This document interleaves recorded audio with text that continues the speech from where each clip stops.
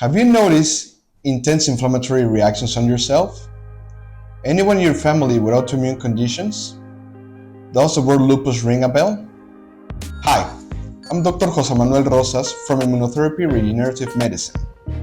Today we're going to talk a little bit about systemic lupus erythematosus, otherwise simply known as lupus. As an autoimmune condition, the immune system goes rogue. It starts creating antibodies that will attack the body which is supposed to protect. It has a variety of symptoms, of intensity of the symptoms, and it may attack different organs, joints, and other tissues.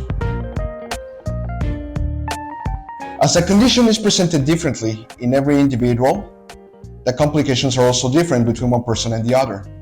It may span within the following: kidneys, which may be presented as something called lupus nephritis. It's manifested as an increase in the blood pressure. On the eyes, it may go as simply as an inflammation in the eyelids, or more complicated as an uveitis, or even damage to the optical nerve, which could develop into blindness. In the circulatory system, it may produce anemia or even clottings. And lastly, neurological presentation, which could be from confusion, memory loss, disorientation, affection in coordination, or even affection in language. Within the risk factors, it is not specific, but there may be a key role with genetics. It is most common when a patient has lupus to also have a family background, especially in women.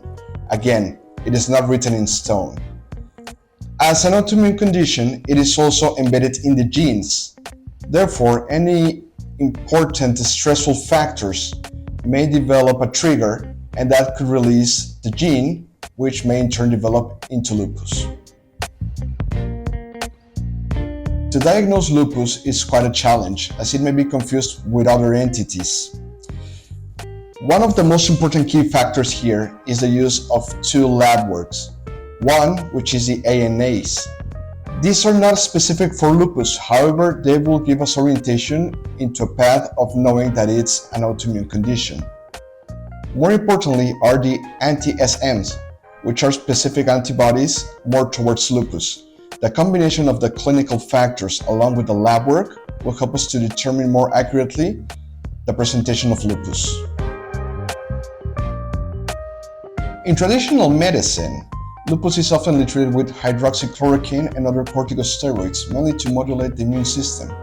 However, beyond modulating, it depresses it. Therefore, the patient is more prone to infections.